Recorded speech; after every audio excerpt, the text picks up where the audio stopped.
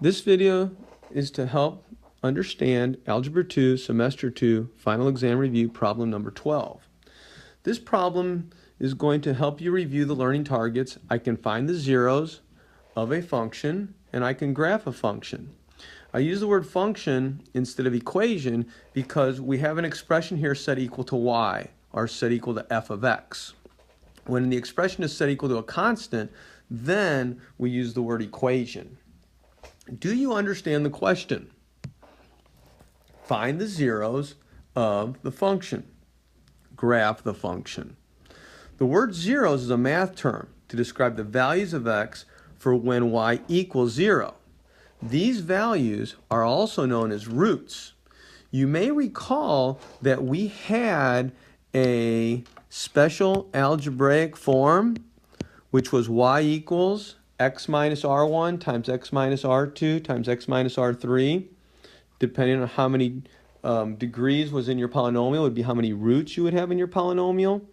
So this problem can be answered quickly, the first part, in finding the zeros or finding the roots by remembering that algebraic pattern and then just kind of seeing that r1 must be 0, r2 must be 2, and r3 must be 3.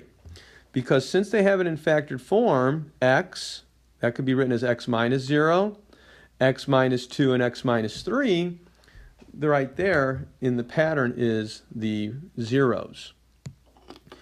Zeros roots, they're also known as x-intercepts. So if you remember that pattern, you found the x-intercepts very quickly. X-intercepts are when the y equals 0. So our zeros, our roots, our x-intercepts, that's a math vocabulary that you should understand. Math synonyms is what I like to say. Once we have those, we could start graphing. If you forgot about that pattern, though, what we do is we use what's called the zero product property. We set the function equal to 0, we factor completely, and we set the factors equal to 0. Because the zero product property tells us that if you have factors equal to 0, then you can set the factors equal to 0, and that'll give you the zeros and the roots. Now in our case we had 3 factors, so we would have 3 equations to set equal to 0 and solve. This is what I show you on this slide here.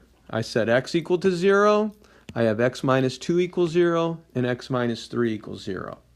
Then I go ahead and solve it. So the zeros, the roots, the x-intercepts, I found those to be the numbers 0, 2, and 3.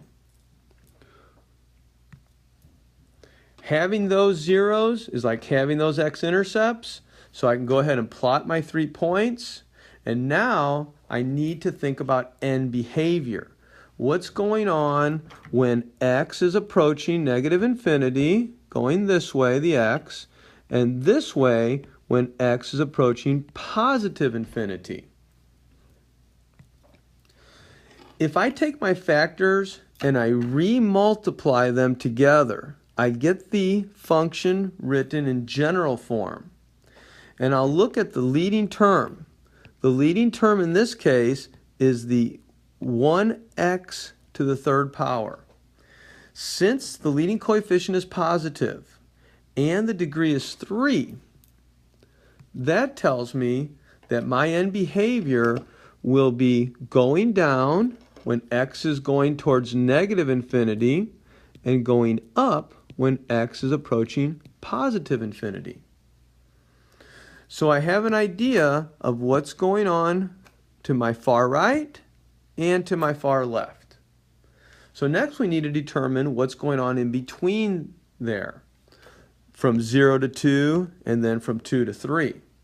We're going to need to plug in values in order to make the sketch a little bit more accurate. So between 0 and 2, I'm going to pick the number 1, and when I put the number 1 in for x, I get y equals 2. I'm going to pick the number 2.5. When I put 2.5 in for x, I get negative 0.625. So now I have a little bit more accuracy, but before I sketch that accuracy, remember you can also use your graphing calculator. I went ahead and put this function in factored form and in general form, so that we can go ahead and see that both the graphs, they overlap each other. And they give us the same graph right here. We can also see what's going on in between 0 and 2, and then 2 and 3. To get a more accurate point, I'm going to go ahead and use the table set function on my calculator. And now I can see what's going on. So my 1, 2, that would be in between 0.5 and 1.5. And my 2.5, you can see it, I have the blue mark. That goes from the 1.5 to the 3.5.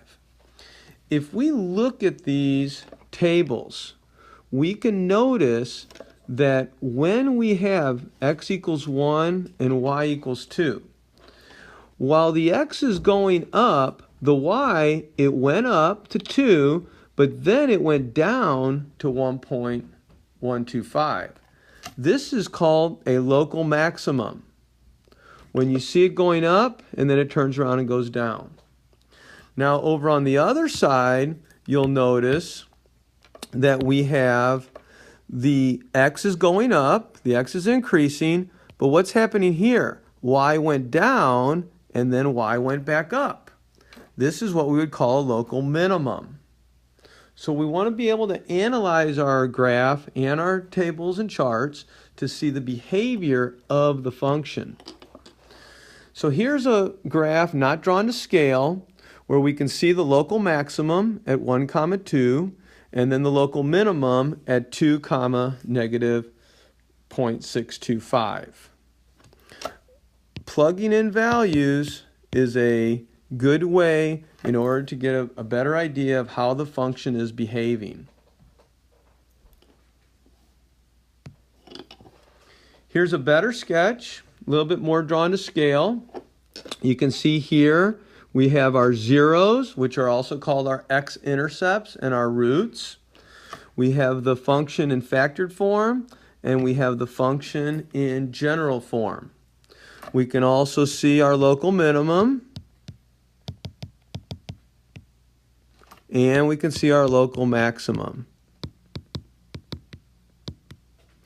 Our x's can be any real numbers, because this graph will go all the way to negative infinity and to positive infinity. Also, that would be our domain when we're talking about x's. And then our range, since this continues down, our range can be any real numbers, because all the y's can go to negative infinity and the y's could go to positive infinity. In some instances, you might see in interval notation a description of our domain and range. I hope you found this video to be helpful. There's a lot of content involved in here. You might need to watch it a second time. If you'd like to watch this with your teacher and they can pause and explain things more in depth to you, please go and see them. It's a great problem that incorporates 2 learning targets for Algebra 2, but also has Algebra 1 learning targets when it comes to plotting points. And it might even have a few other learning targets when we talk about identifying local maximums and identifying local minimums, if the questions had asked that. Hope this was helpful. Please see your teacher if you have questions or need a more in-depth explanation. Have a good day and good evening.